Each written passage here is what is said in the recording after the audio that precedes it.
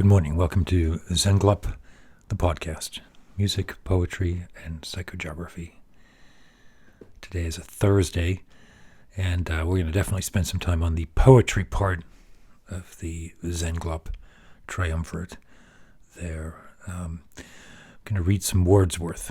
So at the end of the episode here today, I'm going to read a fairly lengthy excerpt from William Wordsworth's Prelude, and you may wonder, you may ask yourself, Wordsworth? Really? Wordsworth? How did that come about? Well, let me tell you how it came about. I have the habit on a Saturday afternoon to spend some time reading, thinking, listening in a way that I don't normally do during the week. I certainly read and think during the week, but on a Saturday afternoon, I have more leisure. I may pour myself a glass of bourbon. I may strike up a match and light a pipe of mellow Virginian tobacco, and then I will apply myself to whatever project or enthusiasm is currently top of mind.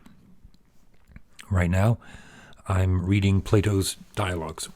It's something that's a goal for the year, is to read all of them. And most of them are readable within an hour or two. They're not that long. Some of them are much longer. The Republic is probably a third of the total volume of the collection that I have. But so I'll sit there and read through a dialogue or two, take some notes, reflect on it. I'll listen to some music. I keep a list of music that I want to listen to carefully, that I want to really put some time in. And then Saturday afternoons is when I'll dig in through that list and pay attention. I might have the score with me, or I might just, if I don't have the score, I'll at least have notes that I'm taking. So it's a study period, right? Period of reflection. And then once the initial stuff is done, like if I'm starting with Plato and a bit of Bach, of Plato, and last week I wanted to listen to a piece by André Jolivet, French composer who I didn't know anything about, but I heard reference to a piano piece. I found a recording, listened to it. Once that's done, then I let it become a bit more free associative. And last weekend I thought to read Rime of the Ancient Mariner, which had been on my mind. I'd read a book about Moby Dick. I haven't read Moby Dick itself in decades. But it's on the horizon. I know a couple of people who are reading it right now. And I have a book about Moby Dick that was one I just finished. So it's on my mind, and there's a Ancient Mariner-esque feel throughout Moby Dick. And I thought, well, let me read that poem. I don't know that I'd read it since college English lit class, right? So I read that. That was fine. And as I was wandering through my Norton's collection of romantic poetry, I happened upon some Wordsworth. And I thought I would just pick through. So I did, and the Prelude is an enormous, long poem. And I scanned through it and got towards the end. Book 14th, the conclusion, and that's what I'm going to read from today. Not even the whole of that, because that on its own would probably take 20 minutes. But probably the section I'm going to read will take 5-6 minutes to read through. But I want to get to the end of the section I'm going to read, where he talks about, he says, "There I beheld the emblem of a mind that feeds upon infinity, that broods over the dark abyss, intent to hear its voices issuing forth to silent light in one continuous stream. A mind sustained by recognition of transcendent power, in sense conducting to ideal form." Then he goes on a bit talking about the nature of mind, and it's an insight into the functioning of the mind that comes after this quite extraordinarily beautiful evocation of the landscape. In Cumbria, he's hiking up Snowdon, which is the highest mountain in... Ben Nevis is the highest mountain in the United Kingdom. It's a high mountain. It's in Wales. And so he's got a guide and a couple of friends, and they're leaving in the middle of the night so they can get to the top of Snowdon for dawn, which sounds like what a wonderful thing to do. I'd like to do that. And he describes the walking, and he describes what it is to be walking in dark, which we don't experience, do we? I think it's dark outside right now, but of course it's not. It's practically fully illuminated by various electrical contrivances from the city. And even if I were to drive outside the city into the farmland around here, the presence of human light is never far away, and a city like Pittsburgh will cast a glow in the sky for 100 miles. One of my intents or interests is to get out to a dark sky zone and really see the sky, because I've never lived in a place remote enough to be truly free from light pollution. I'm not talking about smog or particle pollution. Just the presence of light impacts our ability to see the sky. So that's a whole different thing. So you'll hear Wordsworth describing this walk up the mountain, and that definitely resonates, right? I mean, the idea of walking as an actual trance act. And that's not quite what Wordsworth is saying here, but I don't think he would object to the idea that the act of walking itself is just the right sway and swerve to get the body and the mind entrained to the landscape through which we are walking. And that it's a thing unto itself to go for a walk, a long walk. And the inner psyche is laid bare on the external landscape. So, wow, yeah, not just poetry, but psychogeography. Today is hitting 2 of the Zen Club, the triad. If I could figure out a way to rustle in some music, this would probably be the perfect storm of Zen Club. Maybe the only episode where we do music, poetry, and psychogeography all at the same time. So the language Wordsworth uses is incredibly beautiful and evocative of this experience that I've shared, that you've experienced when you walk for a long time.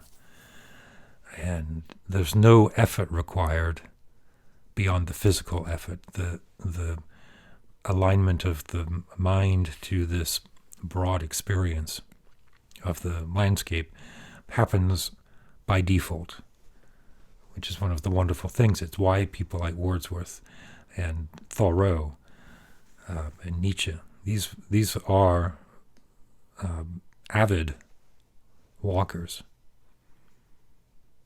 Kierkegaard was a walker too, but in a bit more of a constrained way. I think he was known for just habitually walking around the town center at a certain time every day. I don't get out for walks often enough, and when I do, I don't leave to see the dawn from Snowdon. I should look at the landscape of Pittsburgh and see what would be an equivalent walk, and then set my mind to do that.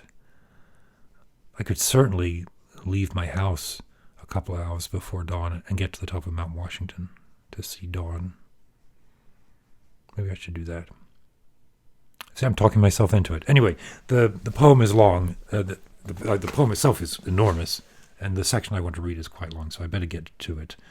It's already coming up on 10 minutes here. So settle in. We've got about 5 minutes here of some poetry. And at the end of it is where I'm going to stop when he mentions the emblem of the mind, because I love that.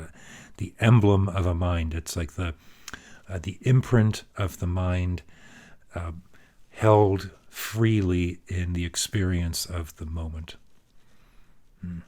It's quite wonderful. So William Wordsworth, book 14th, from The Prelude.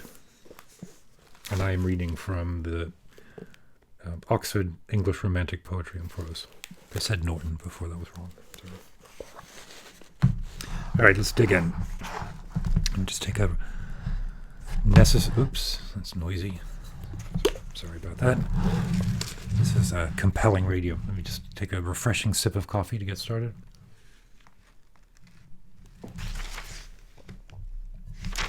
Wonderful. All right, good. In one of those excursions, may they ne'er fade from remembrance, through the northern tracts of Cambria, ranging with a youthful friend, I left Bethgelert's huts. I'm sorry, I've got to stop. Bethgelert sounds like something from the frickin' Hobbit, doesn't it? But it's one of the guides. I left Bethgelert's huts at couching time, and westward took my way to see the sun rise from the top of Snowdon. To the door of a rude cottage at the mountain's base we came, and roused the shepherd who attends the adventurous stranger's steps, a trusty guide, then, cheered by short refreshment, sallied forth. I am so tempted to just stop every line and talk about this. Maybe I'll do that for a longer video. Just do like a walkthrough of this poem. It would take a year to do it. It was a close, warm, breezeless summer night, wan, dull, and glaring, with a dripping fog low hung and thick that covered all the sky. But, undiscouraged, we began to climb that mountainside. The mist soon girt us round, and, after ordinary travellers' talk with our conductor, pensively we sank, each into commerce with his private thoughts. Thus did we breast the ascent, and by myself was nothing either seen or heard that checked those musings or diverted, save that once the shepherd's lurcher, who among the crags had to his joy unearthed a hedgehog, teased his coiled-up prey with barkings turbulent. It's a good dog. This small adventure, for even such it seemed in that wild place, and at the dead of night, being over and forgotten, on we wound in silence as before. With forehead bent earthward, as if in opposition set against an enemy, I panted up with eager pace, and not less eager thoughts. Thus might we wear a midnight hour away, ascending at loose distance each from each, and I, as chanced, the foremost of the band. When at my feet the ground appeared to brighten, and with a step or two seemed brighter still, nor was time given to ask or learn the cause, for instantly a light upon the turf fell like a flash, and lo, as I looked up, the moon hung naked in a firmament of azure, without cloud, and at my feet rested a silent sea of hoary mist. 100 hills their dusky backs upheaved all over this still ocean, and beyond, far, far beyond, the solid vapors stretched in headlands, tongues, and promontory shapes into the main Atlantic that appeared to dwindle and give up his majesty, usurped upon far as the sight could reach. Not so the ethereal vault, encroachment none was there, nor loss. Only the inferior stars had disappeared, or shed a fainter light in the clear presence of the full-orbed moon, who, from her sovereign elevation, gazed upon the billowy ocean as it lay all meek and silent, save that through a rift not distant from the shore whereon we stood, a fixed, abysmal, gloomy breathing place, mounted the roar of waters, torrents, streams innumerable, roaring with one voice, heard over earth and sea, and in that hour, for so it seemed, felt by the starry heavens. When into air had partially dissolved that vision given to spirits of the night, and three chance human wanderers in calm thought reflected, it appeared to me the type of a majestic intellect, its acts and its possessions, what it has and craves, what in itself it is and would become. There I beheld the emblem of a mind that feeds upon infinity, that broods over the dark abyss, intent to hear its voices issuing forth to silent light in one continuous stream. So good. All right. Thank you all. Have a good one. Check with you later.